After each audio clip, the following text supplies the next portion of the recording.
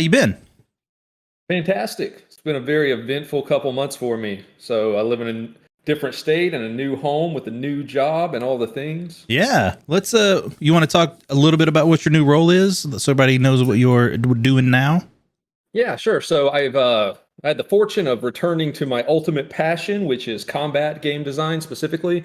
Really, all elements of gameplay, not necessarily combat, but especially combat, I guess. And so yeah, so I've joined Hi-Rez Studios based out of Georgia. They're letting me be permanently remote currently from Raleigh, North Carolina. So that's where I've moved to. And yeah, I'm one of the senior game designers for Rogue Company, which, has been fantastic so far.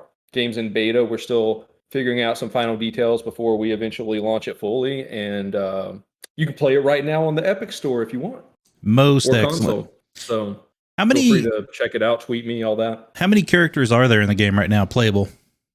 Oh my gosh, I should know that. I mean, is it like I'm not even sure. Like, is it like dozens or is it a handful? 15, 20-ish. Okay. So there's a few in development. And then there's the live, and I play the in-dev build way more than live at the moment. So Yeah. yeah. But yeah. I'd say 15 to 20-ish. There's a few different roles, a few different, kind of play styles, on and on. So real similar to the kind of work you did on Agents of Mayhem with those agents, yeah. Yeah, so that's actually a big part of it, right? It's pretty funny when I went to Volition to do Agents of Mayhem, it was due to my passion of game design and the fortune of you and others believing in me and all that. And it was very PvE centric game design with the combat kits and the synergies and all that, and countering the enemies and the level design and on and on and on, all the relationships of the PvE design side. And so this time, it's a similar theme, but it's all PvP. So, nice. Focused on all the player versus player interactions. Yeah, there's no real issue with balance or anything when you're doing that. You don't have to care about that much at all, right? Balance is one of the most challenging aspects of game design, and yeah, I'm excited to continue to support the balance and rogue development of all these upcoming rogues. Yeah, nice. Because that's kind of what I do now, is I'm in the pipeline to support further rogue development in particular. All right. So since we're approaching this as generally people that are interested in game development in some way, what are the types of conferences? And because there's two main types, what are those, and what do you think are the major benefits for people that are interested in going to them? Sure. Yeah, that's a good way to start. So let's see, the cleanest way I could categorize game-related conferences are fan-based conferences versus developer-based conferences. Quick examples, fan-based conferences, you've got E3, BlizzCon, PAX is a titan. Developer side, you've got, GDC being the authority there, and lots of other ones around the world. And, Gamescom as a non-North American one is a big deal for fans and partially for developers too.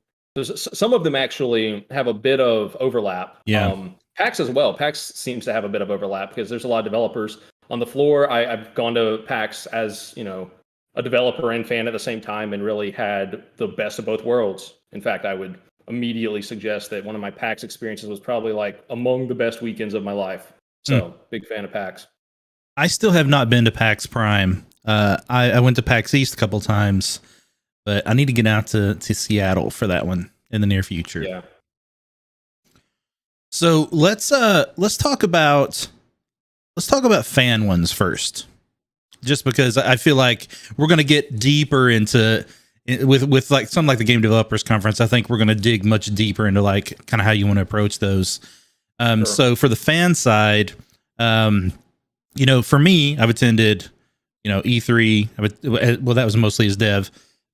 Excuse me. And then BlizzCon once, which I have my shirt for here, and then a lot of other ones. But when you're talking about a fan conference, kind of what is the general goal when you're going to one of those? Yeah, I think, community, right? Being a part of something greater than yourself that brings you a lot of joy and passion, and just all the positives of community. Like every time I've gone to BlizzCon, it was due to community and or other specific people. Yeah. So yeah, I think that's a big deal. Like the rooms are electric. Everyone celebrates together, especially using BlizzCon as the example again. You're sitting there at main stage in Hall D early morning on that Friday, and the opening ceremony is about to happen. You can just feel the intensity in the room and the excitement and the camaraderie. Yeah. They always do fun stuff. They're like, for the Alliance, for the Horde, you get both sides kind of, casually roaring at each other in the crowd and stuff. And yeah, it's a fantastic experience overall. Yeah, I think the opening ceremony for BlizzCon reminded me very much of going to like a sporting event. You're there, and you're rooting for one team or another. Everybody's excited and getting loud and that kind of stuff. And it was really interesting to see that kind of like unison and unity across people, and all of it, regardless of like which side you're on. Everybody was in it together, and that was a really cool feeling. Yeah. So when you're going to this conference, community absolutely, I think, is a big part of what you want to do, but you're also probably looking for trying out some new content that's being talked about, seeing announcements for things that are coming. This kind of stuff is super important as developers as well. So you're keeping your pulse on the industry, right? You're seeing what's coming out, you're seeing how they're doing it. And I think there's some good lessons to be learned from how that stuff is presented. Yeah. I mean, absolutely. You were seeing the developers that you want to be like one day up on stage presenting this or that, and it's a whole different perspective to be able to watch them in their element. And plus, most of the time, I'd wager, just like most of us, they're nervous about public speaking. They're on stage, and part of them may not necessarily want to be on stage, but they have to be on stage. And yeah, it's very humanizing, and it's a wonderful, real experience, moment to moment with each announcement you're among, each demo you're standing beside, on and on. Because that's the thing, you have the distant view of you're in the crowd and they're on the stage, and you're experiencing whatever is coming from the stage into your senses. Yeah. And then, there's demos all over the floor and stuff. And so you go to the other extreme and you're speaking to them one-on-one, face-to-face, and you have that moment to have their full undivided attention to discuss and share something that you're both passionate about, ideally being the thing being demoed right there. Yeah. So ideally, yeah. And so now, even what we're also talking about currently is a developer-led, experience, right? Like this is all Blizzard. It's their stuff they're showing. It's all about that. Now, what about something like PAX, where when you come to PAX, there's not like a central theme necessarily, right? Like, well, it's lots of people are coming in and showing their things, and like there's a diversity of the kind of stuff that's there. So talk a little bit about what you're looking for, what kind of things are available at like a PAX. Yeah. So PAX is huge, first of all, regardless of which region you visit with a PAX event. They take over a very large amount of space. I remember my first time to PAX East, which was also my first time visiting Boston. There was like a bridge I walked across once I was inside, and just looking out on their expo floor, it was, I would argue it was as large as GDC's expo floor. It was just truly massive. And instead of a lot of kind of titanic AAA developers on the floor, you have a lot of, smaller developers on the floor. And they even had a massive section in the back for analog efforts. So board games, card games, all that, and a huge amount of tables to play on and all this stuff. And, they get it. Like the first time I was at a PAX event, I was like, man, they understand their demographic. They understand me as part of their demographic, and this is going to be a fantastic event. Yeah. And certainly was. In fact, the shirt I'm wearing is from PAX East 2018, which again, one of the best weekends of my life. And Carrie Allen, who you've had on here before, joined me up there, and so we rented out an apartment for the weekend, and my fiance was with us as well, and we three had a really cool weekend. And Carrie got Amanda and I into the Bethesda Day. So I think it was on the Saturday of that event. The whole day was called Bethesda Day.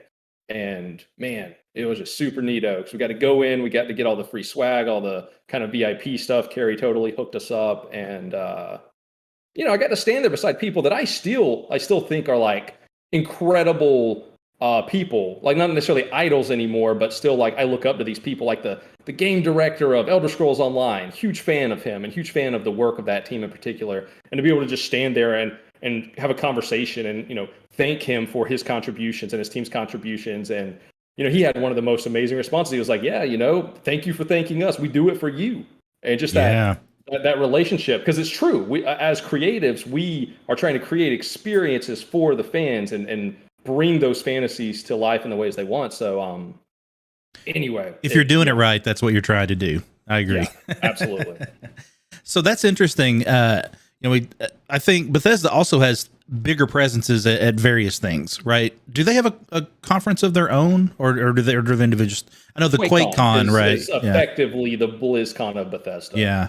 But then they also still have a big presence at other conventions, right? So you've got an opportunity to see the companies you care about when you go to any of these kind of major conferences. That's right. Yeah. They had a presence at PAX in my experience, and I've gone to one QuakeCon 2019. I guess that was the last QuakeCon in person, and that was also a fantastic experience. I'm going to that next one.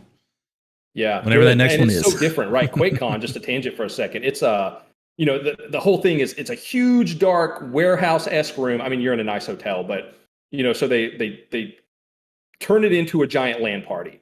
So it's bring your own computer, tables and chairs for days, Ethernet cords everywhere, bunch of people getting sweaty in all the right ways with showing off all their big desktops and all their peripherals, and there's huge banners hanging from the ceilings. It's a very different but equally powerful and wonderful experience from other conferences I've gone to.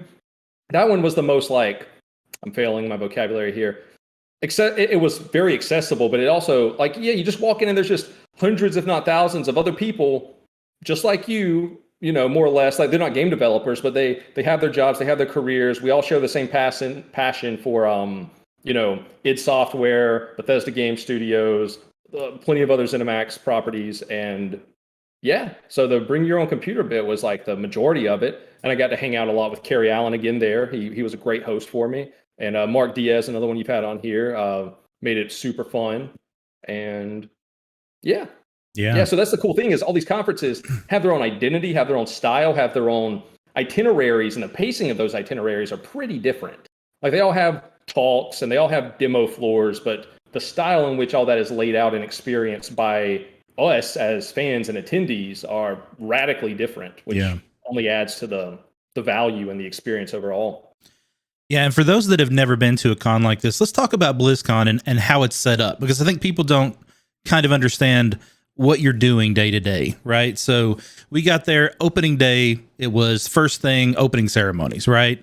And they had 4 stages, I think, or multiple stages with hundreds, thousands of seats in each one, right? Like, just enormous, with screens and stages and everything. And for the opening ceremony, you could sit in any auditorium, and the screens would at least show you what was on that main stage, and it went across multiple stages as they talked, right? So you had a good opportunity to see someone on stage throughout that whole thing. And then after so Greg, go ahead. Oh yeah, no, so that's the modern version of what it was. So I've had the fortune of going to 7 BlizzCons now. 7 and the early ones, in my experience, were all on the same main stage. And what was cool was that Blizzard learned, okay, BlizzCon's growing a little bit more every year, you're opening a few more tickets year over year. And so exactly what you just said, they came up with the idea, which I think they've executed really well, which is, we have a Hearthstone stage. We have sometimes they always had like a StarCraft stage. Basically, most of their major IPs have their own stage, right? And so they were like, okay, cool, let's spread everyone out and make it more accessible. And so when it's time to talk about Hearthstone and the new upcoming stuff with BlizzCon and Hearthstone, we're going to pan over to that stage, and everyone over there who probably cares about Hearthstone the most is already there. They're right there at the stage. They're cheering it on. The energy's as high as it could be there. And then it's like, now let's talk about StarCraft 2 a few years ago. And then bam, you go to StarCraft 2. They've got a huge spaceship stage thing built, which is just mind-blowing. And you got to see it. You should Google it. It looks gorgeous. And that's what they compete in too for the esport. And they do their thing. And then of course Overwatch, they built their arena, and on and on. So it's really cool how it moves around like that. But the main stage, the Hall D main stage is still like where I've tried to be every single year. Yeah. And specific people that I've had the fortune of attending most BlizzCons with always are right there with me. And so we're outside, it's like 5 a.m. You're standing in front of the Anaheim Convention Center. You're waiting to get in. You're just kind of shooting the shit with other people standing around. You're making new friends. Because again, you're all there for the same general reason. Yep. And yeah, and as Blizzard games became more accessible and like Hearthstone, went mobile, so many times at the second half of my BlizzCons, I'm standing out there and it's like dawn, the sun's just coming up and people are like, yo, who wants to play Hearthstone? And we're just sitting there doing that as we're continuing to, chat about whatever. And the cosplayers are walking by on the side because there's a special lane for them outside in the front, right? So media and cosplayers are doing that. So many cosplayers. So much. Yeah. And that just speaks to the community part of it, right? Like people are there to immerse themselves in this world, right? And now what we're talking about is quite a bit different than the GDC type stuff, which we'll get to in a minute. Yeah. But this is all about, I love this thing. I'm here to be a part of it. And man, do they give you opportunities to be a part of it? Like after that opening ceremony, the next, what is it? It's 3 days overall, I think, right? 2 or 3 days. It's a Friday and Saturday every year, technically. Yeah. And so the rest of that time is there's something on every stage all the time, right? From like 9 to 6 or whatever, right? Like the whole day is filled with talk after talk after talk. And so you as a consumer are there looking at these lists and being like, okay, at this time frame, which of these things do I care about? At the next time frame, which of these things do I care about? Because they've got something for every game. Then there's the esports arena, and then like there's just so many things going on. Yeah. And it's real easy not to get super overwhelmed, right? Because as I'm looking at all this, I'm like, oh man, these two things are at the same time. Which one do I care about more? Or can I see a little bit of both? Or, like there's all those thoughts going in. And I think a major mistake, or at least in general that I've made at conferences, and I try not to make any more, is over planning my day. And try to fit too much stuff in, because one, you'll get exhausted, you'll not really appreciate as much of it as you're going to see, that kind of stuff. Right.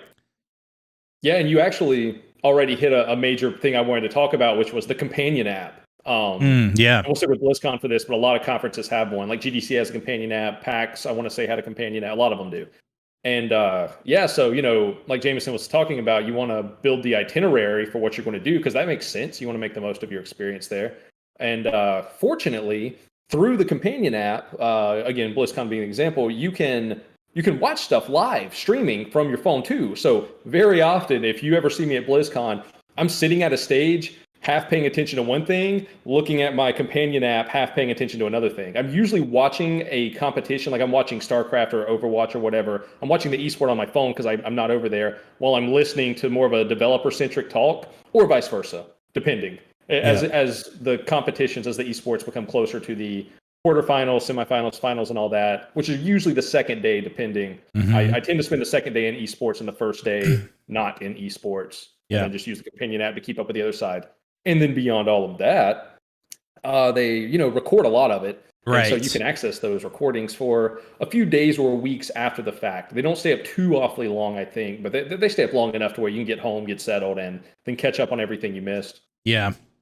Yeah, and then with the virtual thing, I think they're expanding that a bit, right, where we can see that stuff a little bit further. Sure. I think. Yeah. But yeah, and then there's all the demos that are set up, right? So like the whole day you can stand in line to play, the Diablo mobile game, or the new expansion for Heroes of the Storm, or like whatever. Like there's just stuff everywhere, and so then you got to work into that. Okay, what's the wait over here? Do I want to miss the thing I had planned originally because I really want to see this game? Like, there's a lot. There's so much going on. There's so much. Oh, and actually, no, that's a great point, because if I'm not at one of the stages, which about half the time I won't be, because I need to be at a demo like you're talking about. So I'm either standing in line talking to people while I'm watching an esport on my phone. So it's like triple tasking, or I'm actually at the demo now and I'm playing it and I'm still talking to the people with me, because most demos are multiplayer with Blizzard games. And so you're usually just kind of thrown into a pickup group. But this time, in reality, physically, you're sitting with these people. And it's a really cool way to meet even more people and make more friends. Yes. And yeah, Yeah, the demos are fantastic. Demos for every game. I was really excited when I got to check out Diablo Immortal, which I still think is has fantastic potential.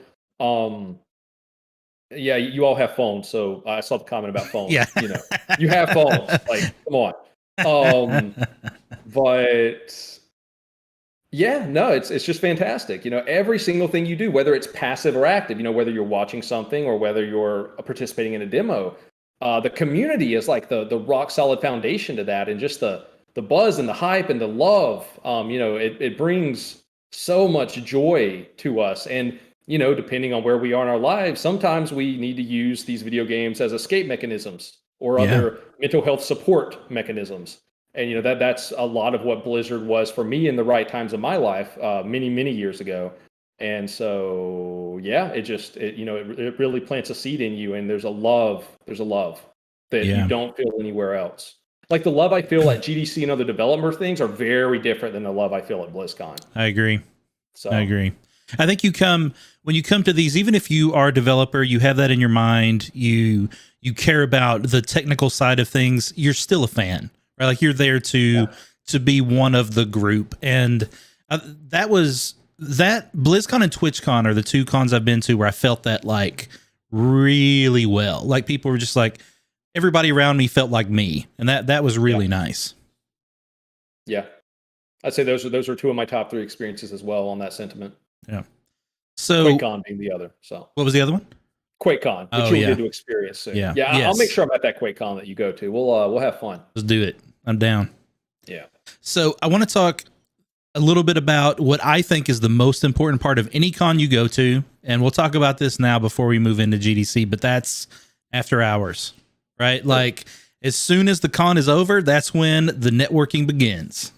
And that is the best part.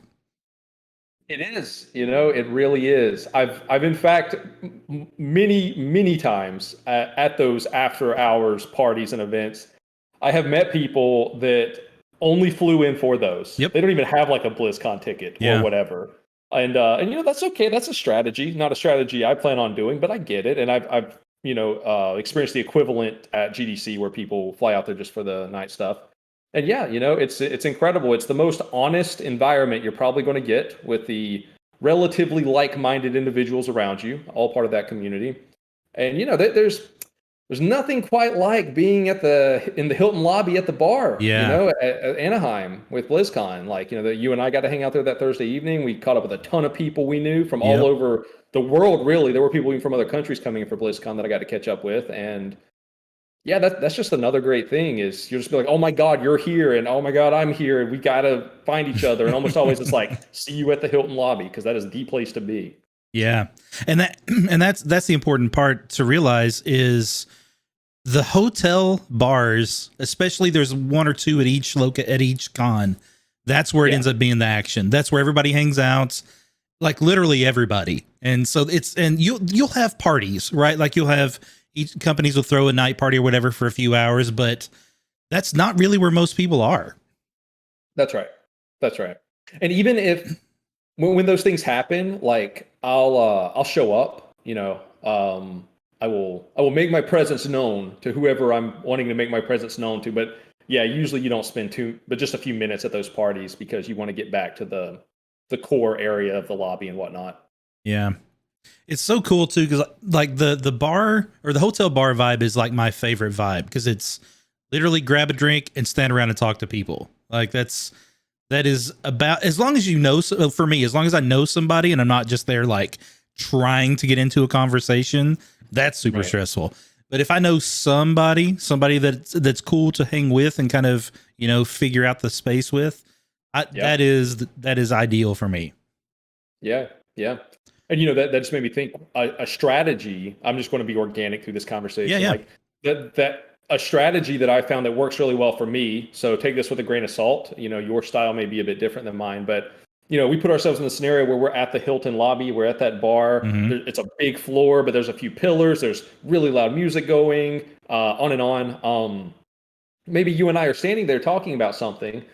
and maybe someone, and I'm reversing my strategy here, maybe someone is kind of eavesdropping on what you and I are talking about. And then they just kind of casually turn in our direction and make a comment that fits in with our conversation. And now they're immediately a new addition to the conversation. Yep. And I will turn and fully engage them and be like, oh, yeah, blah, blah. And we'll talk about it for a moment.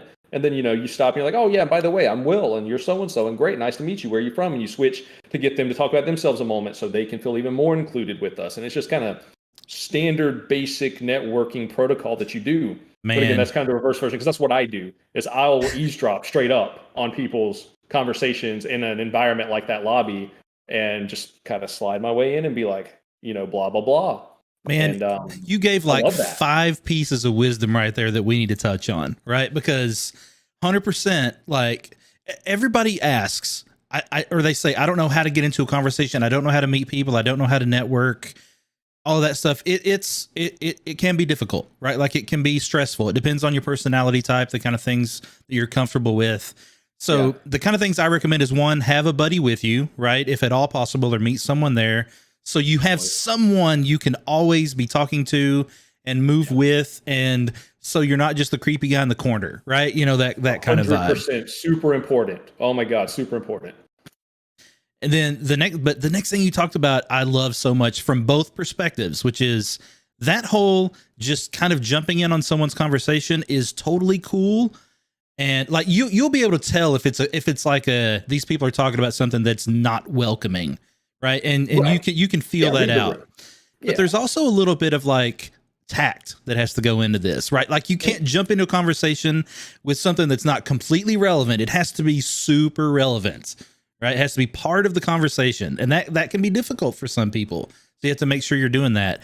Don't go in changing the subject. Don't come in introducing yourself or cutting someone off. Those kind of things are really tough. But the thing you said, which is like, if you can find an opportunity to just like throw in a comment that's relevant, like actually relevant, you're welcome. Almost every conversation is going to welcome you in. And people will shift and move to physically bring you into the conversation pretty quickly.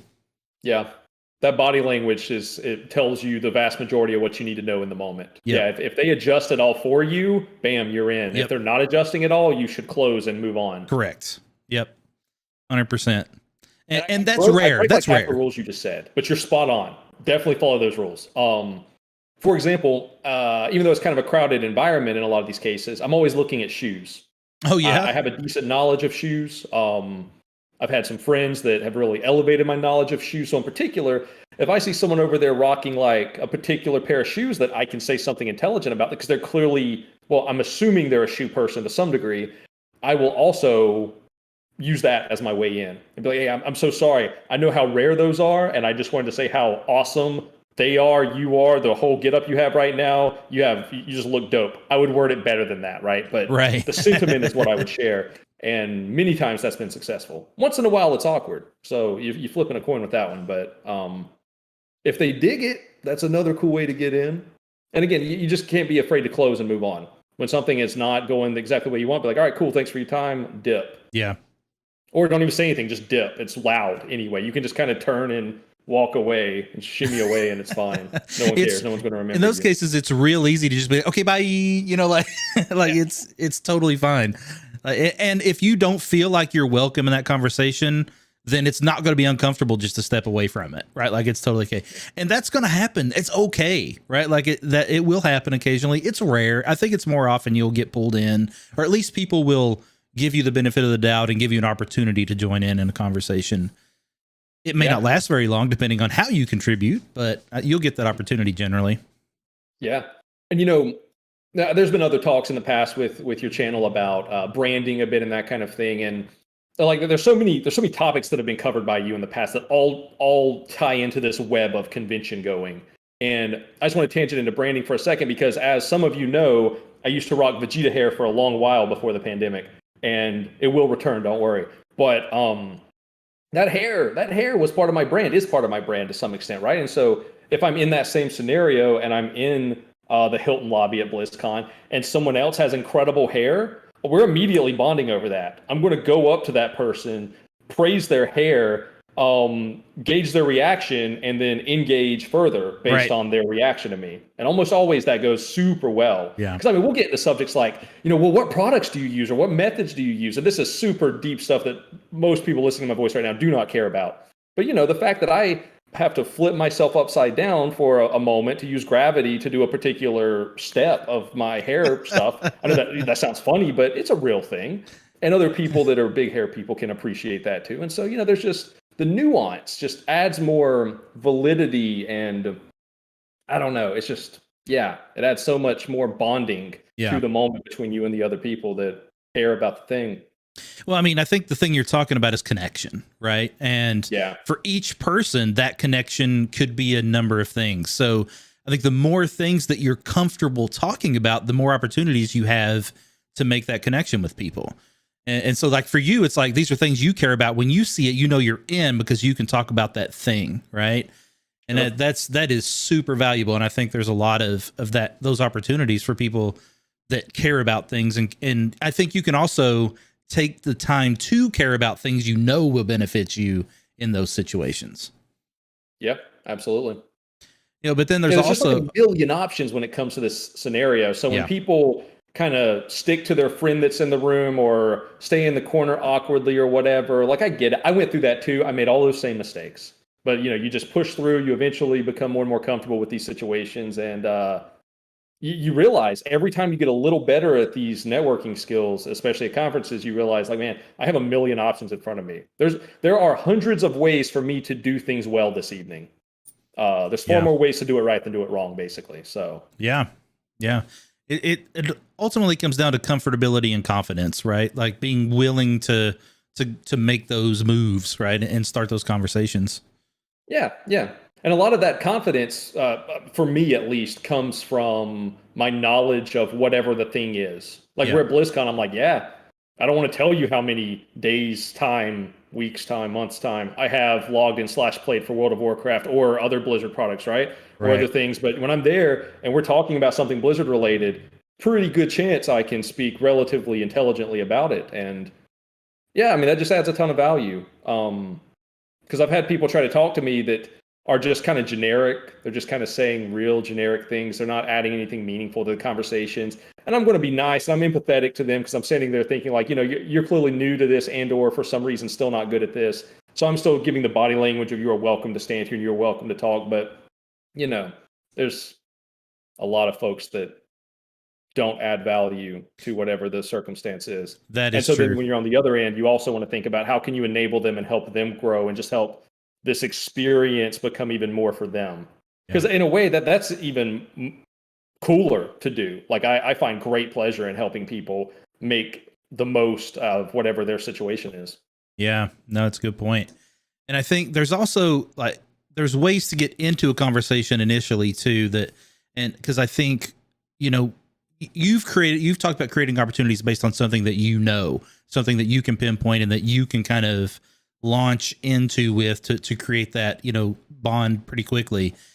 Right. But there's another common tactic that I don't think people are always aware of, and that's to get the other person talking, right? Because everybody wants to talk about themselves, right? Whether they realize that or not, because more about you than anyone else. You're the best person to talk about that subject, right?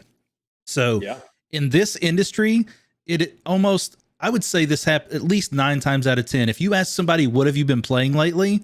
You're going to start a conversation, right? And and then you got to be ready to come back with what you've been playing, right? And but you can at least start a conversation by getting them talking. Yeah, that is the simplest, most accurate strategy. I can't think of a better strategy than that. If all else fails, ask someone to talk about themselves in some relevant way. Yeah. You're at BlizzCon, you're like, oh, well, what Blizzard products are you most into this year or whatever, just like you said. That cannot fail unless you have already creeped them out to the point of where they don't want to speak to you. Yeah. So, yeah, that should definitely be an early part of the conversation, right? I got asked that a lot at BlizzCon, and I was like, I'm actually not a huge Blizzard guy, right? So I didn't have deep knowledge to talk about a lot of things, but I was able to talk about the things I cared about and the experiences I've had. Everyone can do that, right? I might not follow the whole conversation from that point on, but you also can be kind of open about that too, and make that part of the conversation. Yeah. And there have been events. So we'll keep using BlizzCon as the example for now. Like one of my first BlizzCons, I was there with one of my dear friends, Greg, and a couple of the folks that work at BlizzCon or work at Blizzard that I love too. So we were all there and hanging out, and there was a trivia contest of sorts. You sit down with your buddies, you go through World of Warcraft trivia. This was a long time ago. This was like BlizzCon 2013 maybe. And when they came that out, it was a Trivial Pursuit whole thing. And anyway, we got to sit there and we got to play through this. And based on how we finished, we got a bunch of prizes and like a whole goodie bag of stuff.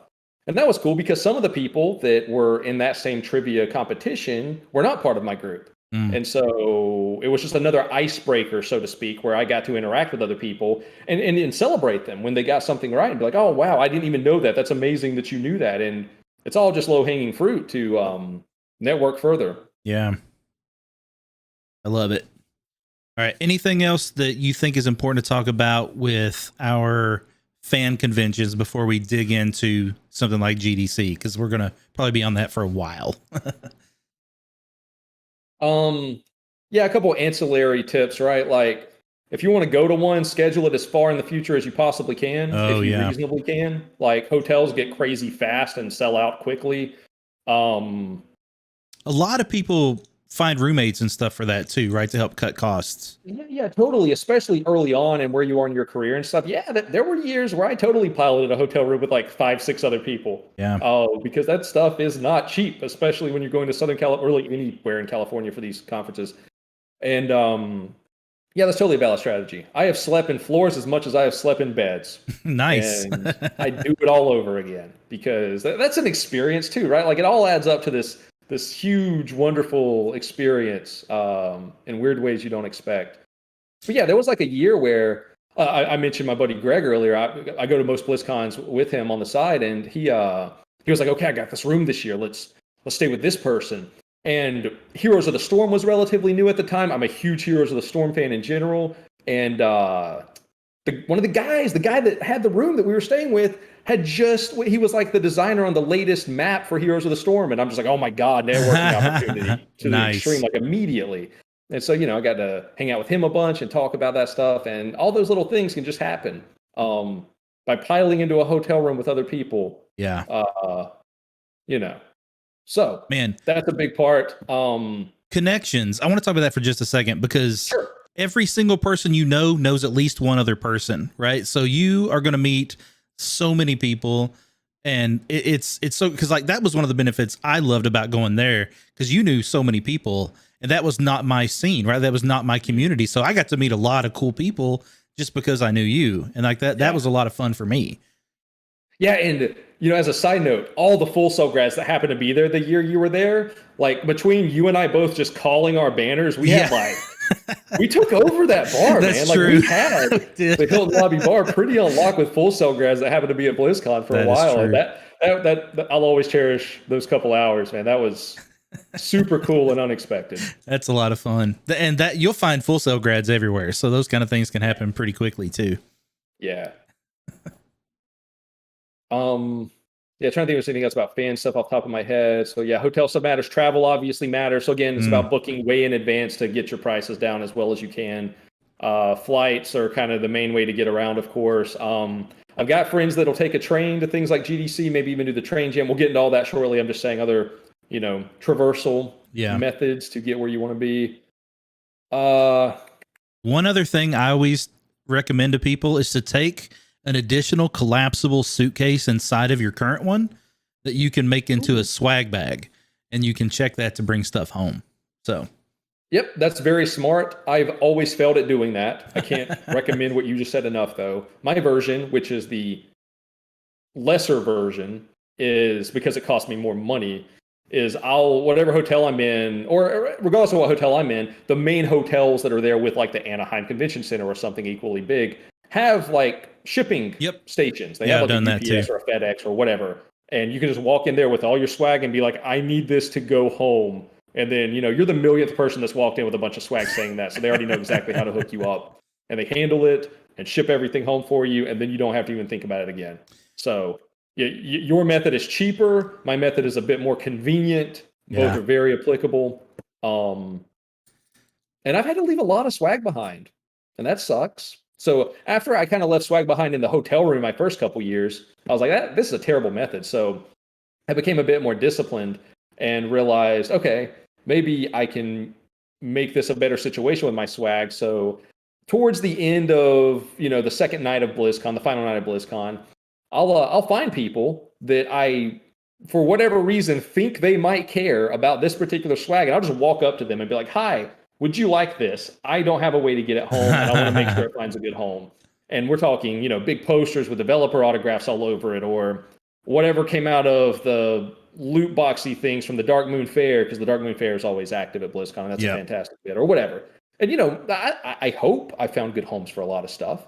And I hope that they, had a slightly better experience because some random dude with spiky hair walked up and gave them something, relatively neat. Yeah, regardless of what if they cared about the thing, the fact that you did that meant something to every one of them, right?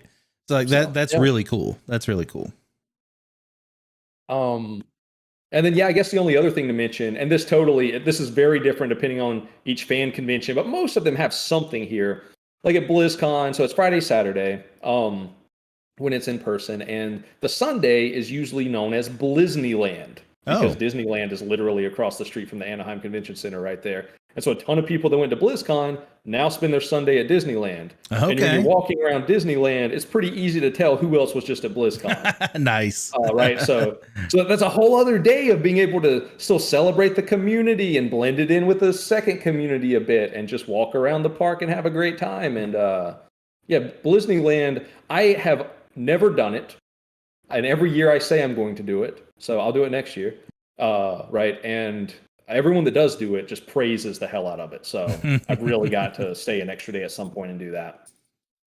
Executive says, why is there not a Blizzard theme park yet? I could see that being a thing at some point. The United States we are not the most advanced culture when it comes to these things. You look at some particular Eastern cultures, and they have some really cool theme parks and stuff, Yeah. And even more global theme parks like Universal or something has very specific IPs located in very specific geographic locations that really elevate that. So, yeah, it'd be cool. It'd be cool if the United States engaged that a bit more culturally.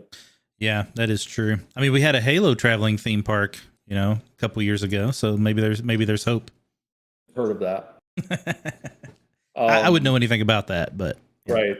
So those things are cool. Those things are super cool. And I think from as creatives, we should do that. We should do that all we can as a business perspective, like ROI. Is it really worth the amount of investment it takes to do it? Yep. I'm sure that's why it doesn't happen enough, because those types of perspectives shut it down or prevent it from happening. Yep. But, I immediately think of like when Epic Games had their Durr Burger food truck that went to different places. That was amazing. Or even Elder Scrolls had their food truck that went around with, Elder Scrolls foods. That's amazing. Now I can only think of food truck examples, but there are others, still amazing. Like the Halo Outpost that you mentioned. And all of that, so damn cool for the fans. Yeah. Yep. But that's also why we have something like BlizzCon, right? Like that is a huge, it feels like a theme park, right? Like there's not rides there, but the immersion level is high. Yeah. I prefer it over a theme park personally. Yeah. They also could integrate some more interactive elements and that kind of stuff if they really wanted to. So, but that kind of stuff could get pulled into that. Yeah. I think that's a natural evolution for these events. I'm sure they'll continue to play with that idea as we start to have real events again. Yeah. Oh, thank goodness. Right. Yeah. All right. I think it's time for us to jump over to the Game Developers Conference. So in my opinion, the Game Developers Conference it's a must for people that are new developers, want to be developers, are developers, right? It's a big deal. It's a big deal. What is your overall impression of GDC and kind of its value? Yeah, I don't have enough words for this one. My tone's going to completely shift now from excited fan to like just tremendous. Like GDC in particular is a true reminder of so many valuable things that help me be a good human being. Like, it is the most humbling experience every year. It is a week. I never went to camps as a child, but I imagine this is kind of what like a game developer camp, so to speak, because I'm out there for 7 or 8 nights. I've been a conference associate every single time I've ever gone to a GDC, which I'm super blessed to always, or so far have always been selected to come back as a conference associate, and we'll get into that shortly. But being able to have the lens of I am part-time operating GDC and I am part-time attending GDC is the best of both worlds. Yeah. Yeah. So it reminds you of exactly where you stand when you're walking around those expo floors and going into all these talks, and you're surrounded by a ton of people way smarter than you at the thing. It is. I mean, ideally, if you're thirsty, and you should always be thirsty or hungry or whatever metaphor you want to use, go in there as a sponge and you're going to learn so much, right? And by the time I get through every weekday of GDC, my mind is blown in so many ways. I'm equally exhausted and excited mentally for everything that just happened. And yeah, GDC, that's what it does. And that's just the daytime. The daytime is just so educational and daytime networking and, all the basics there. And then of course there's the evening versions, which get into lots more networking, but still also some educational moments depending on what you're doing. And yeah, I could ramble about this forever. So direct to me. Yeah, no, there's so much, and let's talk about the structure of it a little bit, just so people can understand how it works, because it's similar in that there's an opening type ceremony, right? Like there's kind of initial, isn't there, or is it just the closing there? I'm trying to remember. Oh, so it's different. It's not an opening ceremony like BlizzCon. You come in Monday morning. I mean, really, the opening ceremony is fighting through registration. Most people are coming in Monday morning and Wednesday morning because, kind of like you're saying, let's talk about architecture for a second. So GDC has a bunch of passes you can purchase that have a bunch of different access bits. And so GDC, 5 business days long, right? So a Monday to a Friday generally. It's for the past many years, roughly decade, maybe slightly more, it's been in downtown San Francisco, California, in the Moscone Convention Center. Yep. Great.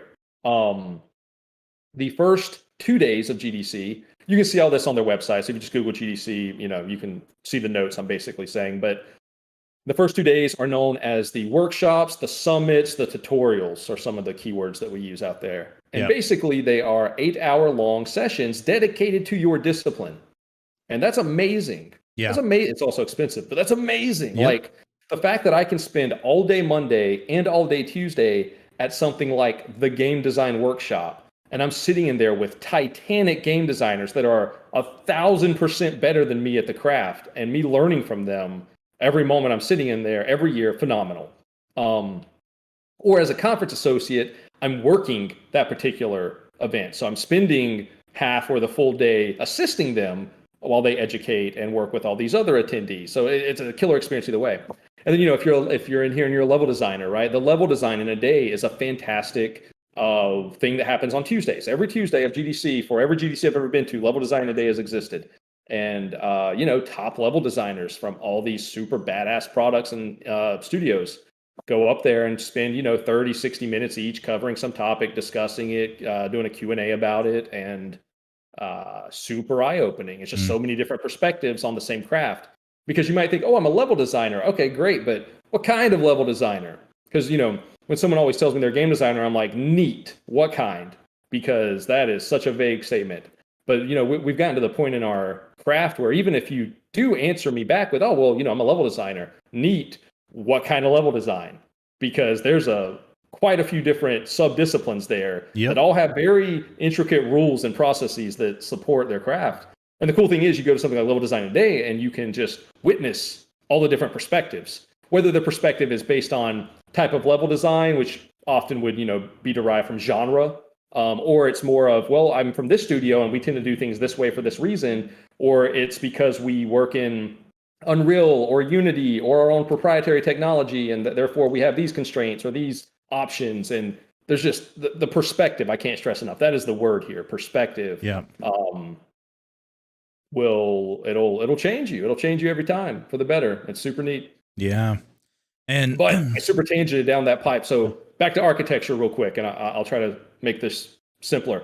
First 2 days are that, right? The 8 hours per discipline, super neat stuff. And as a side tip, maybe you are a game designer like me, but you might say have a passion for artificial intelligence like I do. And you're like, oh shit, well, maybe I should go to the Artificial Intelligence Summit, even though it's focused on programming and it's going to probably hit some deep stuff that I'm grossly not qualified to, really be a part of. I can still sit there. I can be a fly on the wall. I can take notes. I can just sit in awe of the things that they're discussing and going over. And so I've done that some years, and that's cool. But anyway, you do the first 2 days, great. Most people come in on Wednesday morning or start their GDC on Wednesday morning because Wednesday, Thursday, and Friday is the expo. Yep. It's significantly cheaper, like 10, give or take 10% the cost of what a full ticket cost. Yeah. So most people come for that. The expo floor, again, is open for those 3 days. Opens at like 10 a.m. that Wednesday morning usually, goes until 3 p.m. that Friday afternoon usually, if I'm recalling right. And, that's the time to get face-to-face with all these developers that you care about. So where you're educating yourself in the first half of GDC, now you're on the expo floor being more in the trenches for the second half. And then that whole time, if you have something like the main conference pass, the main conference tag basically means here's a bunch of talks that weren't quite part of the 8-hour tutorial summits and that kind of thing, and aren't really quite the expo, but they're like more or less these 1-hour segments that are just all throughout. And there's like hundreds of these things. Yeah. So you can really, especially using the GDC companion app, right? Plan all this out and really seize the day every single day. Yeah. So let's talk. We had a question about how not to get overloaded. And, I talked about this a little bit before because there's a lot going on, and that app allows you to kind of figure out what your best plan is and that kind of thing. My philosophy is generally to come in with like filling an app of something I would do every hour if possible, right? Like I've completely loaded up my entire day, but I do that with the intention of not actually doing all of it. It's more of a, if I have time this hour, I'm going to go do this thing. Or, you know what I mean? Like if I want to take a break now, it just means that I miss out on this talk. So I think there's an opportunity there to make sure that you can maximize the time that you have without feeling like you have to overload yourself and do everything that's possible. Yeah. Yeah. And it really just depends on where you are and everything. Like I don't think I've gone to a talk in 3 GDCs maybe. But in my early years, and this may be different for anyone else, but for me, the more junior I was, the more engaged I was with the educational side. And as I approached more seniority, the less engaged I was with that, because most content at GDC is a bit more junior than senior. Yeah. I'd say more than half of it. Definitely. That's a true statement. And so that's not to say there's still not tremendous value for anyone senior. Of course there is, but there's a diminishing return to it. So I then, started asking myself, well, how can I use my time best for my goals? And that really came down to, I use day and night to network. Yeah. Because I can watch the majority of those talks on the GDC Vault afterward. True. And the GDC Vault you can subscribe to, annual subscription. It's a few $100. Last I checked, it was like 500. I'm not really sure where it is now, kind of coming out of the pandemic and stuff, but that's the thing, right? So most talks are recorded, and some are free, right? Like they'll unlock older talks and things like that as you go too. Yeah, right. The database is huge for all the things, and a lot of it's free, whether it's from the YouTube channel or GDC Vault itself. There's a lot of talks that are accessible right now for you for free that you should totally check out. But yeah, so knowing that I have that option to its maximum potential, I don't spend my precious time standing in San Francisco at a talk anymore. I spend my precious time at whatever the events are that I think can enable me to meet more people. Yeah.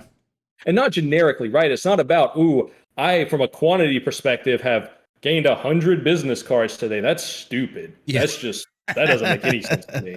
But I hate when people think that way. Like, it's like when you throw 200 resumes to 200 job interviews and you spray and pray. I don't know. I don't think that's wise. But, it's about quality. It's about the meaningful moments you can find. And sometimes you weren't ready for that opportunity that fell in front of you. There Yeah. were many times where I've been like, oh, that's a networking bit I need to get to. And I'm there and I'm in the room and I'm even kind of speaking up once in a while. And afterward, I wouldn't rate that event a success for me, like that particular hour or whatever it was, that round table, whatever it was. There's a lot of times where I did not deliver what I thought I was going to deliver on. And so, as just a side note, it's about just picking yourself back up after those and still ask yourself, okay, well, what did I gain? How did I grow? Because at minimum, I learned something not to do again. Right. Right. Like each blow is a lesson never to be repeated if you're smart about it. So, yeah.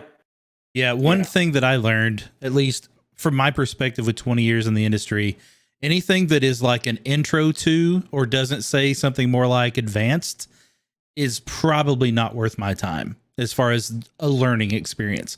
I can definitely glean what I need to off of that later. Right. Sure.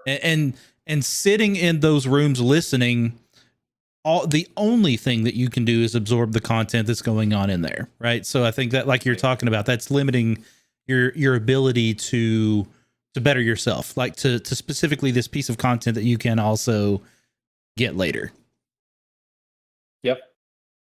And so I want to talk a little bit more about what you were just saying about basically the quantity over quality. I don't know how often I've told this story, but so my very first job, I was working with a new startup of guys that had worked. Most of them had worked at Variant on EverQuest. They started a new studio. And then one of the guys came from Wizards of the Coast. And so this studio was like a bunch of like people that are very, very good at what they do, notable people. And I'm in awe, right? Like I'm surrounded by these people doing amazing stuff. So they take the entire company to GDC. There's like 12 of us. And this is where I first learned what GDC is about. And I learned it right away, which is you come and you hang out. What we did was we hung out in the bars at night. We met people and they introduced me to so many people. I got to meet so many awesome people. And I had a stack of business cards of people that I had met. I probably had about 20 cards. A few months later, that company shut down. And so now here I am a few months into the industry, already lost my first job. So I start emailing every one of those business cards. Hey man, it was nice meeting you at GDC. Just so you know, I'm looking for work. Just wanted to check and see if you had anything available. Again, it was nice to meet you, that kind of thing, right? Reminding them that we actually met, kind of touching on what we had interacted about before, whatever. And some of those business cards, though, I'm gonna be honest, we might have been drinking a little bit. You know what I'm saying? And I don't remember all those interactions. Sure. But I'm gonna email and act like I remember. So. Sure. Absolutely, fake it till you make it. But one of the people that I emailed, I did not remember at all, but he was the CEO of another company. And he's like, yeah, I'm always looking for designers. Come on in. We'll do an interview. And that was how I got my interview, and my second job in the industry was off of that interaction. That's wild. I don't know if he actually remembered me or not, but he might have been like me. He's like, oh yeah, I remember you, like whatever. I don't know, but it worked. Yeah, no, and that's fascinating that works, because this is one of those moments where we respectfully disagree on something, right? Like if you emailed me, say 6 months after you got my business card at GDC, and we have not interacted since GDC, I don't want to respond to you. I don't want to respond to you. Maybe I still will, maybe, depending on my mood, but like it wasn't that long. It wasn't that long. It was only a couple months. It was only a couple months. Because generally the rule that a lot of us stress at GDC is, after GDC, you've got all this contact information, get home, get your mind right, recover from that however you need to for a week or two, and then you better reach out to everyone that matters. Like follow up on LinkedIn, follow up on Twitter, follow up via email, whatever it is for you. And in most cases where I have done that and or people have done that to me, it's turned out really positive for both of us. Yeah, it's really important because we're human. And the other thing is, I'm not trying to sound like an asshole earlier with my statement. I'm just saying, like, I don't even remember you, depending on how far along it's been since that GDC. So if this random name is contacting me beyond the duration in which I might remember you, whatever that is for the individual, it diminishes your chances on getting a positive return from that engagement. Dude, I 100% agree with you. Like, Sure. I would give the same advice as you.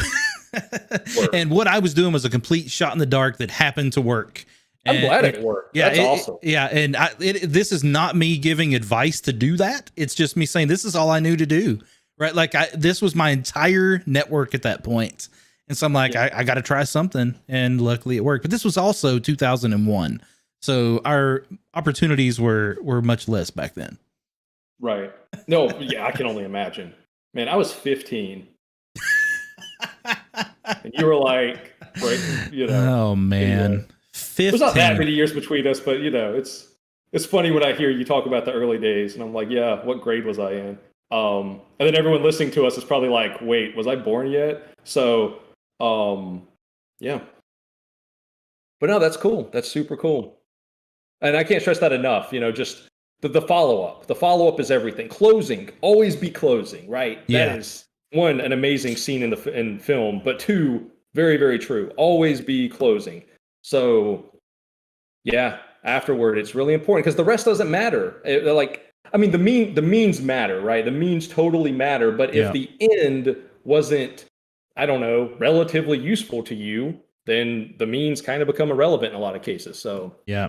So got to deliver all the way through. So let's talk about that a little bit more, because what I don't want people doing when they're making the connections is trying to close, right? Like what I want people to be thinking about, or at least the way that I like to approach this, is when you're making a connection with someone, make a connection, get to know them, connect on some level, talk about game, like do something that makes them remember you and that you remember them. Right. Yeah, be genuine, right? Yeah, exactly. Be mutually beneficial. Try to make a real friend out of this, or at least a real acquaintance. Yes. Yeah, for sure. Yeah, because the second anyone feels like someone's coming to them to gain something, it's very off-putting, right? Like it's give me an opportunity to understand why I should care about you first, right? Like let's make some kind of connection, almost to the point where work stuff is not even involved yet, right? Like we're literally like, we are just people that care about the same kind of things. We're making a connection, right? But that closing, I think, happens right afterwards, right? Where like in some time afterwards, you connect with them through an email, you add them on LinkedIn, whatever, you use the connection that you made in person to start a relationship that can eventually be beneficial to one or both of you. And that could be a long way down the road, right? But you've made that connection. Yeah. And that's a whole other really important point. There have been times, there continue to be times where people that I have met many years ago now, it all comes full circle one way or another. And whether it's like, oh yeah, I met that dude at GDC 5 years ago. He's cool. We should interview him, or whatever the the case is. That's a very real thing. Oh, absolutely. And it's like, a huge deal. My new lead designer at my new company, right? I used to be a fan of his, right? Like I used to watch him in MLG way back in the day, and now I'm here and I'm like, what a crazy life this is. So yeah, there's tons of examples of that. Yeah, and so someone just said they partially disagree with job fairs, and I get that, right? I think the job fair is a different thing, because the whole purpose of a job fair is to connect jobs with people, right? Like you're not networking at that point. Right. You're basically presenting yourself in a particular light. Yeah. You're just trying to get the interview. The whole purpose of standing in a line to go up to that booth to have 30 seconds of their attention and hand them your resume is totally just to land that interview. The expo floor is not too different at times. If there are recruiting booths on an expo floor at a game convention, that's almost exactly how it goes. Yeah, definitely. And even conferences like BlizzCon have a recruiting area. So most studios that run their own conferences still have a recruiting bit. Right. And in those moments, though, the reason I want to talk about this specifically is that is not the time where you're going to make this kind of connection that we're talking about, right? Everybody's in business mode. Right. You might find an opportunity to connect with someone, and you should try to, but everybody's in like, I know you're here to get something from me. Right. So everybody's already got that wall up. You know what I mean? You got to break through that if you're going to do it there. And that's tough. That's really tough. You've got to look better than everyone else they've talked to today in order to like really kind of break through and get on their mind. Yep. And you have to do it in their very subjective view of whatever they're looking for. Yeah. Which you don't know unless you can convince Right. them to tell you, right? And then present yourself in a way that is a good light in comparison to what they're talking about. That's not easy, especially in that quick amount of time. Right, right. I mean, the only underlying truth I found in situations like that I've been in is basically how can I quickly determine how I can make their life easier? And if I successfully figure that out in the first few seconds of a conversation, I can generally drive the conversation to result in some useful end for both of us. Yeah. And if I can't figure that out, I generally miss the mark and just walk away. Yeah. Yeah. So one piece of advice I'll give about job fairs, this is a little off topic, but I want to throw this out there. You generally know what companies are going to be present at these before you go there. Right. And you absolutely can go look at their website to see what positions they have available. So you can go in prepared to present yourself as someone who's good for a particular role. And you should do that. Like if you go in talking to them about presenting yourself for something they're not looking for, then that's not good for anybody. Maybe they'll say they'll put you on a list, or, they'll contact you if something comes up. That's not your goal. You should be in there being like, hey, I saw you guys have this. Here's why I'm good for that. That if you can do that pretty quickly because you've done all the legwork up front. That's right. That's right. Being prepared is a huge part of luck and all that. So absolutely. Let's see. How have you guys been networking during COVID? I found a lot of success in Twitch and Twitter and have made a bunch of solid connections over at Respawn. I was wondering if you got what you guys would do for recommending, or what you would recommend for remote networking. So I would separate remote networking from networking during COVID-19 pandemic. True. I agree. They're both remote, sure. But man. One is temporary. Yeah. And I mean, speaking for myself, I haven't done any networking during the pandemic. I have been incredibly reclusive and, gone through my own changes in my life in the past year plus. And so, yeah, no, again, personally speaking, I haven't networked hardly at all, which is weird for me because usually this is a pretty high priority for me personally. But before that, just remote networking in general, you're already suggesting a lot of the right things, Cloak and Kill. Twitter's huge. Twitter's been an authoritative presence of the game industry for more than a decade. The whole time, now. Yeah. Yeah. And that continues to be a thing. Twitch, as it's continued to grow these past few years, it's another great call for sure. Gosh, what else? I mean, there's I haven't done this in years now, but there used to be like a meetup.com. I think they rebranded maybe. And so other things that I was interested in relatively locally, I would use that website to kind of connect with. So just random, I got into a car club and some other stuff a long time ago, before Jameson knew me a long time ago. And, all that came out. And that's not necessarily game related, but, just networking related. Yeah. Mutual friends. I think mutual friends is still number one for me. Almost always, we're playing games online, right? Mm-hmm. And we're playing games online with other people. And some of those other people are also game developers. And so maybe Jameson and I are over here playing World of Warcraft one day, and you happen to hop into Discord with us or something, and we're like, oh, come over here and play this with us. And then next thing you know, you're in a raid group with 9 other game developers, and you're performing really well. You're keeping your cool every time we wipe. You're even helping us do better. You're keeping the morale up. All those little things add up, right? And we're like, man, we like this dude. I don't even know who this dude is, but I like him. Yeah. And I want him to come back next week. And then eventually we realize, oh, you're going to school for game design or something. Well, shit. Let's talk about that too and help you out. And, it's just an organic, mutually beneficial, and genuine experience.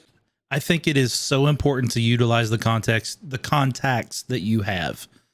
Right. And so like you're saying, if someone knows you and they come into your space and you've invited them and now others are around, that's your in. It's such a great way to meet people. And I'm gonna step aside for 1 second, because I am constantly amazed at how few people jump into my Discord, because it's readily available. We talk about game development.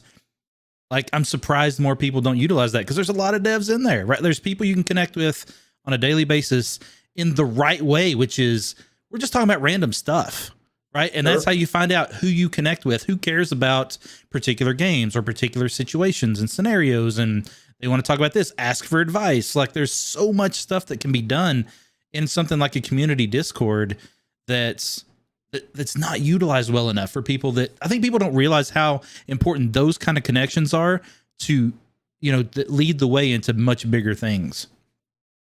That's a very empathetic way of seeing it. I dig that. I was having a harsher perspective as you were saying that, but no, you're absolutely right. Because for me, like, I don't know how many times I've told people, here's my contact information. Here are the subjects I would be happy to discuss with you. Follow up with me on any of the above. And then crickets, right? No one ever takes me up on it. Or I'll get some relatively not great email or tweet or LinkedIn message that's like, kind of cringy. Like, I'm still going to try to respond and help you, but like, you could have done a lot better than that. And so, but then I'll take that moment to be like, hey, turn into a coaching moment. This is how you could have come across a little better. Next time you message somebody, consider these things. Rob Coble taught me that one. Turn everything into a coaching moment when it's cringy. And, but yeah, no, what you said, spot on. And there's so many opportunities and I think this is something I'm going to beat this down constantly, because when people talk about networking and they're asking, how do I network? They're thinking about the end goal all the time, right? When they're asking that question. And to me, the biggest part of it is those immediate interactions and the things that don't, like, when you're doing it, you're not thinking about what it's going to eventually result in, because that's not what matters right now. What matters is making that connection. Eventually, it could mean a lot, Yeah, but how could they possibly know what that end goal is? Like they're not going to get it right. Like, a lot of people are like, oh, well, I want to be a creative director at so-and-so studio one day. Well, you don't even really know what that means. That's true. Like, most people that say that have no idea what that role actually does, the skills it takes to do that, which is super difficult, by the way. Not a job I'm looking forward to one day. And there's a lot of layers to that. And instead, people, I guess what I'm trying to get at here is, so many people like the idea of something and refuse to apply the discipline and otherwise the attitude it takes to get there. And I tend to sniff that out pretty quick in most of the few messages I do receive. It's like, oh, you like the idea of being a game designer, but you're not following any of my advice. Oh man, let's talk about that for just a second. Sure. If you're going to ask somebody questions, right? Like, one of the things I recommend to people is, if you want to work somewhere, you even see a job opening and you know of someone that works there, I think it's a great thing to reach out and be like, hey, what's it like to work there? Like, don't be like, hey, I'm trying to get this job, can you help me? That's immediately an ask. You can't ask, right? Like, that's not how you lead. Come in for information. People are fine giving information generally, right? So come in, ask me what it's like to work there, whatever. If I get a good vibe off of you and then it comes up, maybe that's a way that I'll help get your foot in the door. But if you come in and they're talking and asking for advice, the second I see you're not following that advice or having made no efforts to do any of the things that I've talked to you about, it's no longer worth my time, right? Like, I only have so much energy to give to so many people. And if I feel like I've literally wasted time, that's going to sour me to helping you anymore. Yep. Well said. That's right. It's rough. Yeah. But it's funny. I remember, and there are examples of like graduates when I used to teach at Full Sail and stuff that did not follow anything I said. They probably didn't like me, and that's fine. And they made it. So that's awesome. They made it into the industry in their own way and did their thing, and they didn't follow my advice. So it's not like we're sitting over here saying, we know everything. Right. But yeah, it's pretty dissatisfying when I take a couple hours of my life to give portfolio feedback, resume feedback, just talk about career stuff, all this, and then you either do nothing, which is the worst thing, or you blatantly do other things that are less effective. It's just disappointing. Yeah. The last thing that any of us who are in the industry want to do is waste our time. And that's a harsh thing to say, but it's true, because like me, I love mentoring. I love giving advice. I love helping people try to get where they want to go. but I only have so much energy. I only have so much time. And whenever I feel like that's not being valued by the person I'm giving it to, that sucks, right? Like that makes me not want to do it anymore. Yes, sir. But fortunately, that hasn't happened too much. I've got way more positive stories than not positive stories. Absolutely. So. Yeah, me too. And I think that's one thing that I found is true. And Game Dev Josh just said this in the chat. Game developers are insanely nice. Most people want to help, and that is weird. Like, you don't get that in the movie industry. You don't get that in a lot of other entertainment industries. People here definitely do want to help, and they care about everybody wants to work with good people. So you know what I mean? And if they feel like you're a good person, then they are good at what you do, they want to have you around. Yeah, no, that's 100% true. So we have diverged a bit from GDC. I want to make sure we get back to that a little bit. Someone who is interested in getting into the games industry, how important is their attending GDC? Every answer you can imagine someone would say to this question. So grain of salt, this is only my opinion, right? Seriously, grain of salt. I think GDC super duper matters. Can you get into the game industry without going to GDC? Of course you can. Will it potentially make your life a lot easier to go to GDC and then get into the game industry? Yes, it will. Again, potentially. You could also just not gain anything from it. That's a real possibility. But I'd like to suggest you're not doing it right if you gain nothing from that whole investment. So, GDC, the networking, again, right? It's what it's all about. Being in the same place. You know, there's thousands of attendees at GDC, tens of thousands in some years, right? And well, most years recently. And so you go there, and I'm just going to make up a number because I don't remember anymore. Let's say there's 20,000 attendees in the upcoming GDC, the upcoming physical GDC that might happen next year and stuff. And if all that works out and happens, you know, that's 20,000 people that are there for relatively the same reasons you're there. They might have a few years experience on you, but they still were in the same shoes you're in, and they're still, for the most part, going to be sympathetic to that and want to enable you.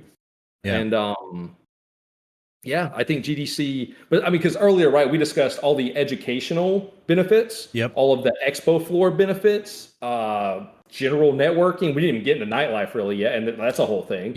And so, and I can't stress enough, you know, crashing in a hotel room with like 5 other people, that does not sound pleasant, and it's not. In some ways, but in others, like I said, it's memorable, it's exciting, it's we're here in the trenches doing the thing, and there's a lot of magic that happens from going to that conference. And you'll walk away your first year and be like, man, I did all these things, I could have done all these things better. And then hopefully you go back a second year and you do all those things better, and then you come out and you're like, oh man, I could have done all these other things better. And you're like, yeah, okay.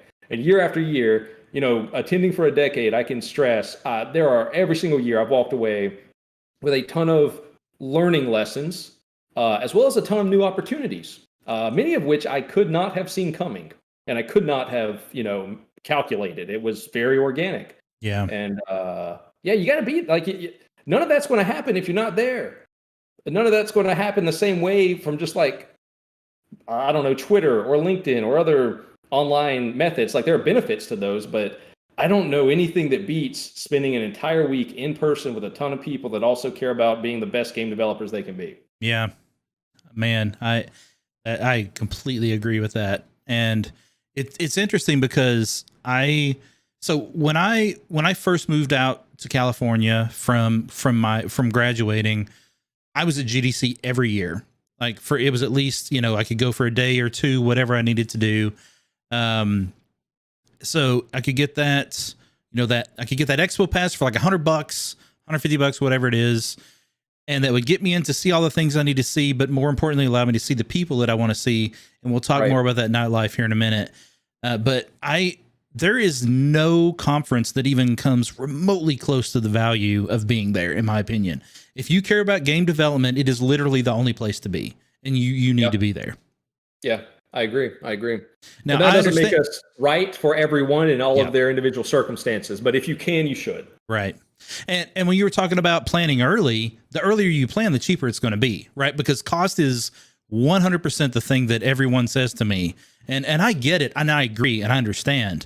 There were times where I couldn't afford to go back, because you're talking about, flight, hotel, food, and the if you want to like go to the other, to the summits and things we talked about, now you're looking at like, $1,500 to $2,000 for the tickets, right? Yep. But if you want to get out there, do the expo for 3 days, bunk with some people, find a cheap flight, the earlier you do that, the better chance you've got. You just got to be prepared for it and plan for it, right? If you want to do GDC, like we've got one coming up in July, right? Next month online. We're going to talk about that in a minute. Sure. But the next one will be next March, right? So now you've got several months to start thinking about getting your ticket, all of that kind of stuff. If you can't afford that one, start saving for the next one. Like figure out a way to get there. That's absolutely right. Or you could do what I do, and just not pay for GDC. That'd be weird. Oh man. So like, Conference Associate. I mentioned that a couple times earlier, but didn't go into detail, right? So many conferences. Really, all of them I attend. I can't think of one that doesn't do this. Has a force, a volunteer force. Though it's not always volunteer, like you get paid sometimes, but I'm just going to call it volunteer for the sake of simplicity here. So there are these volunteer forces that help operate the entire conference. PAX has their enforcers. BlizzCon recently started doing their own thing. I don't know what they're called, but they were awesome. Conference Associates is the GDC way, etc.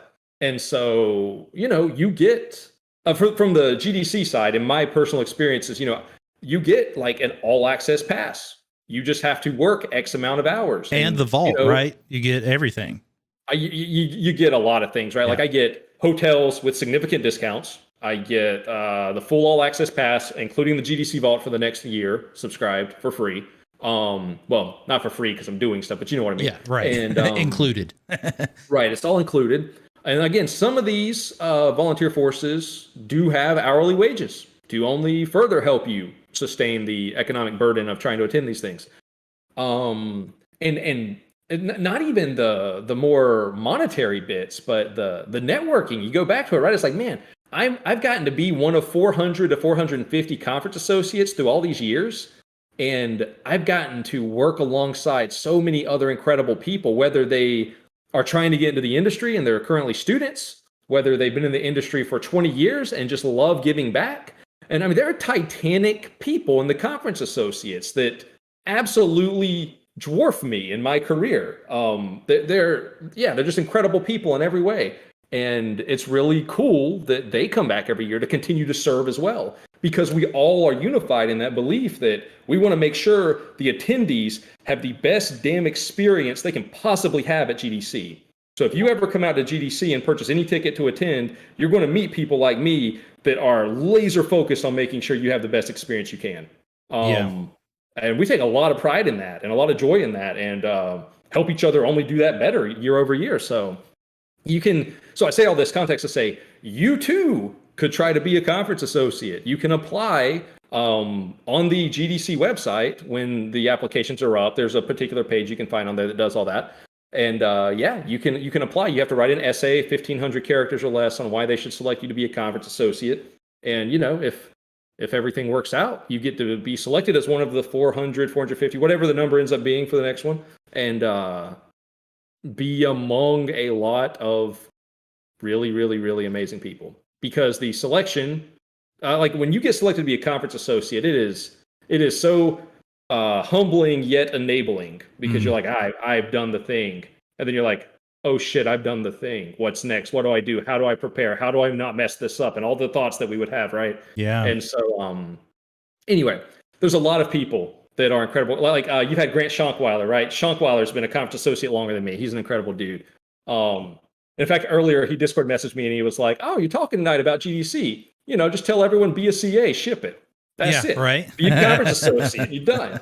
And some of us have been very fortunate to do that. But again, it's just tremendous benefits. Please apply. Please apply. I can't stress enough. If there's nothing else you're going to do when it's during that window, usually the window, assuming GDC is in March, usually the window opens in like September, October, and kind of closes by Christmas or so, maybe by New Year's Eve or so. But it's all detailed on the website when it happens. And, just write that essay, please take the time, write that essay. If you want to write that essay, and then you want to like sleep on it, and then maybe you want to like talk to someone like me about it, LinkedIn message me, tweet me. I'm happy to talk to you about these things. We always want to elevate the conference associate program. And at the same time, because we can only take so few people, we have to, well, not me, but the folks that support me that operate it, they have to make hard decisions left and right on, we have like thousands of worthy applicants. How do we Yeah. select such a small subset of those to come this year? And so, it's a real big deal to get in there, and life-changing in so many ways. That's So many ways, personally, professionally. The conference, you see it from a whole different perspective. And there's a lot of Full Sail grads that have been in the conference associate. I mean, probably more than 50 Full Sail grads have been CAs at this point. oh, Maybe nice. more. So it's a good chunk of us, and we tend to know each other. Your Hall of Famer Albert Perez, he's been one forever. Shank, another Hall of Famer, been it forever at Full Sail. Tons of people I'm blanking on, but yeah. Yeah. I didn't realize it was that many. That's awesome. Yeah, when I first got in, I was around number 30 of Full Sail grads, and then since then, I've definitely seen some more. In fact, a few of my students have gotten in. They're Nice. all, former students. So they've, it continues to grow. Full Sail continues to infiltrate. I'm curious. So conference associates, what's kind of the ratio of work time versus play time when you're there? Yeah, so this is variable. I would expect, what does the application usually say? I'm paraphrasing, right? Don't hold me to this. I should be in the ballpark though. I think you should expect to work 20 to 25 hours as a conference associate. Over how many days? For the duration of the event. So from the CA perspective, our work could start on Sunday and it could end Friday evening. In fact, it does end Friday evening. We do stuff Friday evening. So, kind of sort of 6 whole days. So within that 6-day period, you might work 20 to 25 hours, which is really not a lot of time. It's incredible. And then most of that time you can still make meaningful for both the attendees and yourself. Because especially if you're a first year CA, you're mostly stationed at like greeting areas or operating doorways into specific sessions. And for things like that, you're not alone. You have a veteran CA like me that's on every shift with you. And you might have a couple other CAs with you as well. A lot of shifts may have 3 or 4 CAs in a particular spot. So, at minimum, when you're not focused or when you don't need to be focused on making the attendees experience as great as it can be, you can take a second and, kind of get to know your other CAs and that kind of thing with any downtime. So, it is what you make it, but there's a lot of opportunity there. And some of my best friends for life, are fellow CAs. Like I can't stress enough, my relationship with Albert and Grant, a couple, again, people that we mentioned earlier, they are partially so important to me because I got to share being a conference associate with them year after year, and that just elevated us further. There's a lot of, and the reason I go to BlizzCon is because one of the most veteran CAs of the program of the like 20 some 30 years now, whatever, I guess we're north of 30 years now for GDC. He inspired me, and my first Sunday being there, walking around, not having a clue what I was doing in my very first few hours of being a conference associate, he saw me probably looking goofy, not knowing what I was doing. And he was like, hey man, this and that. And he kind of took me under his wing, and he became a dear, dear friend of mine that I make sure I get to hang out with every BlizzCon. Stuff like that.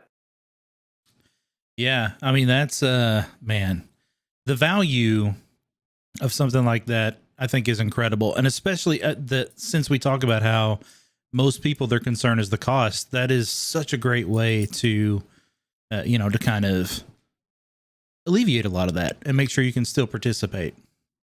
Yeah. Yeah. Like I got in my first year as a student in graduate school, and that was very fortunate. And I wouldn't have even known to apply if it wasn't for one of my teachers that was like, hey, this is a thing. All of you students should do the thing. And then I happened to be the only student that actually got accepted. And that was just also very humbling and mind-blowing, and just, set me up for that much more opportunity. Yeah. So I can't thank Ron McCoben enough, because she was the one that said it. I was in her class that month in my grad school, and she was like, yo, do the thing. And I was like, yes, ma'am, I'm going to do the thing. Yeah. And worked out. Nice. All right, let's talk. We've got about 20 minutes left. I want to make sure we talk a little bit about the virtual convention. This is going to be, wait, we didn't do a virtual GDC last year, did we? No. This is going to be the first like full on virtual GDC, right? Is that true? So there was a virtual GDC effort before that occurred. I don't believe it was 5 days. I wasn't involved with operating it, and I'm not involved with the one coming up next month. But as far as the online ones go, yeah, this one is supposed to be larger than the last one. Okay. But yeah, last year they did attempt to do something. I want to say in August is when it happened. August 2020.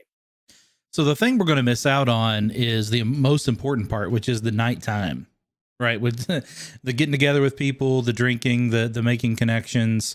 Yeah. Have you heard anything about any kind of virtual mixer scenario for this? You know, I'm completely useless here.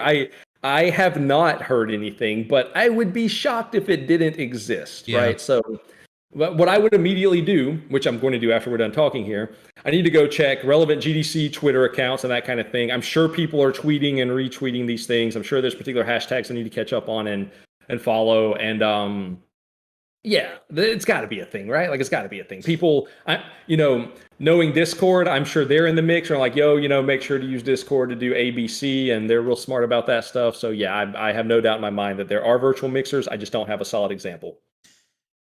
So you mentioned relevant Twitter accounts. If there's things that you feel like people that are interested in GDC should be keeping an eye on, send me those links and I'll put them in the show notes so people will know to follow those.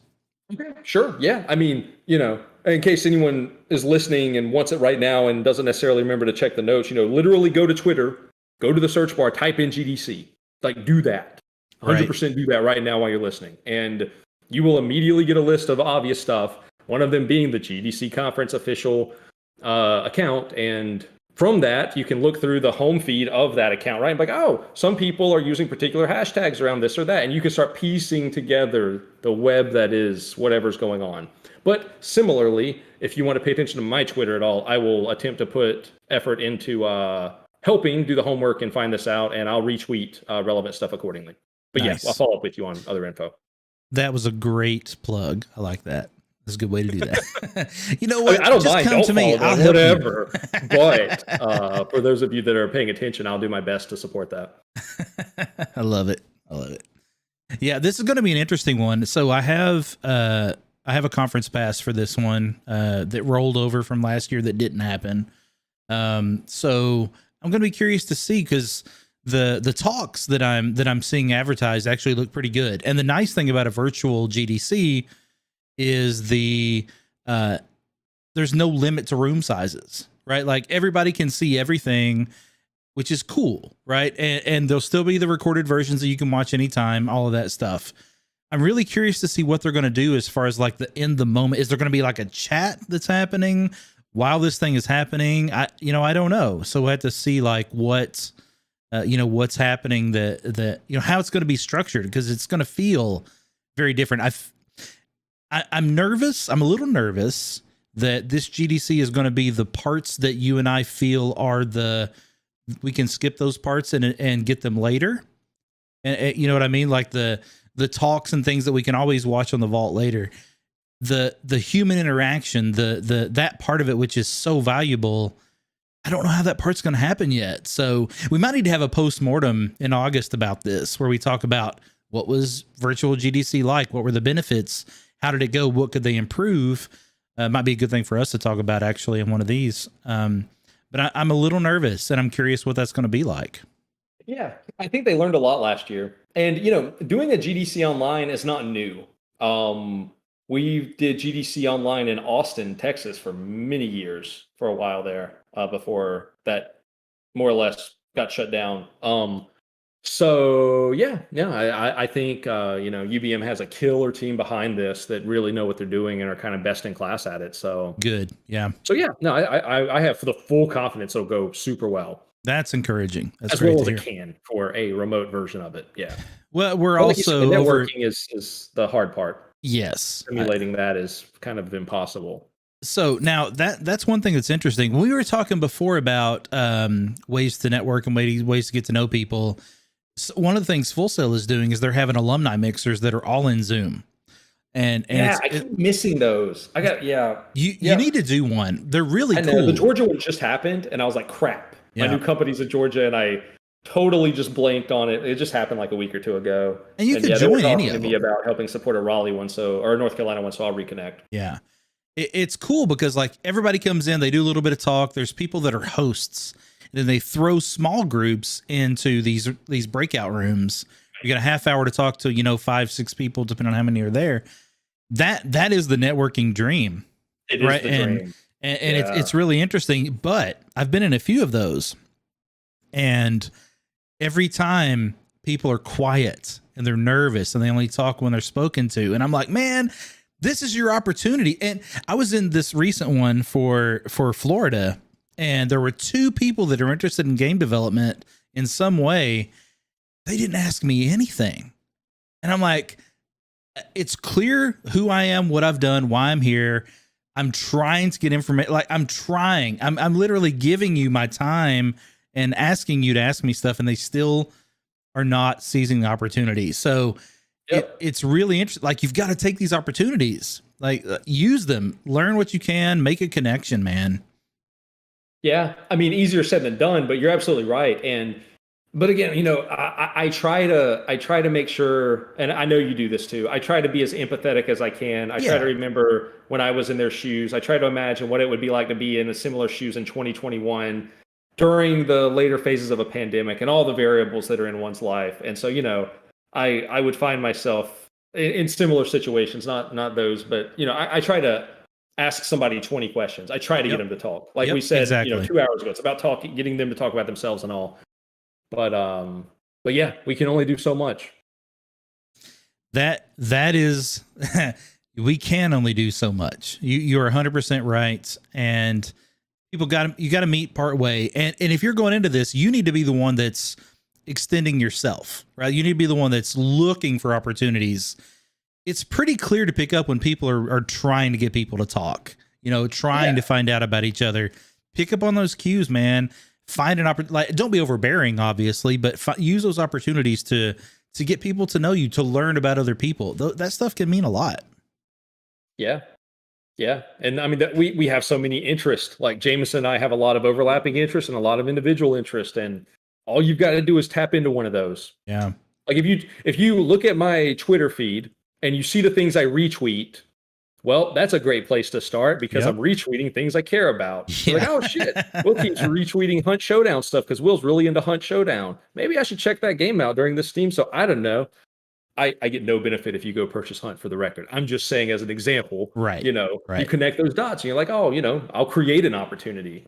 And I'd probably respond to that and be like, okay, fine, let's play a match or two and we'll shoot the shit while we do it and we'll figure it out. So, yeah. Yeah. And with your Discord and your whole community, like, it's easier than ever to attend your community events, even you host such accessible games like the Jackbox party games and that kind of thing. So it's, a lot of opportunity. The thing I love most about a game like Jackbox, and this is why I love to do it as part of the community, is a lot of those games are about understanding who the people are that are playing. So it's a really great opportunity to learn stuff about people. And you may make some mistakes early on, right? Like, you may assume someone will think something is funny. You may assume they care about something. You find out they don't, you've learned something, right? Like, that's not an avenue I should talk about. There's so much there that's easy to find a way to connect with someone. Connection is what's so important. So important. Yep. We'll keep saying it. We'll keep preaching the good word. Hopefully more and more people are enabled by it. That's the dream. Yeah. And like, we're all nerds, right? We're all awkward. I'm super awkward. We all have our interests. It's just about honing on this interest and making sure that we're being mutually beneficial and good to one another and good to each other, which is a whole nother talk. Or I'm sorry, good to oneself, which is a whole other talk. Like, it's a lot of simple principles that just take tremendous discipline to apply and exercise, and a lot of failures along the way to then grow from. Oh, I love that you said that, because failing is learning, man. And in this case, this is where you fail to learn. Get out there and make mistakes. Like you may absolutely not make a connection with someone, but you'll have some information about why you didn't. Like that didn't work in this case. Maybe I don't try that again. Or I try that again with someone else and it does work. And now you get to talk about or think about why did it work with them and not with this other person? It's all about information gathering, learning, one, about yourself mostly, and two, learning how to be like socially aware. This is something that I see a lot of younger people really struggling with right now, especially with how much of their interaction is online. Sure. Is how to be a social in-person person. It's not easy. It takes work. It really does take work. Yep. Yeah. And totally, if I walk into a room and I don't know anyone, I'm just as awkward as all of you may or may not be in that situation. Right. Like I don't know. I guess I'm just trying to get across. I'm trying to humanize us here. Like, we are accessible and we understand and we've gone through the same things and continue to go through the same things. We just happen to have a few years in our careers that you may or may not have to. Yep. But that's the only real difference. Like, we've gone through that pain, so we want to tell you which pains not to go through. That too. Please as much as we can. Learn from our mistakes. Yeah. And for me specifically, like this is something I care a lot about. Like I want people to be able to put their best foot forward. So I'm always happy. Reach out to me, talk to me about things that you did that didn't go well. Ask me questions about how you could approach this better. I am always willing to have those conversations with any of you. So feel free to reach out to me on Discord, whatever.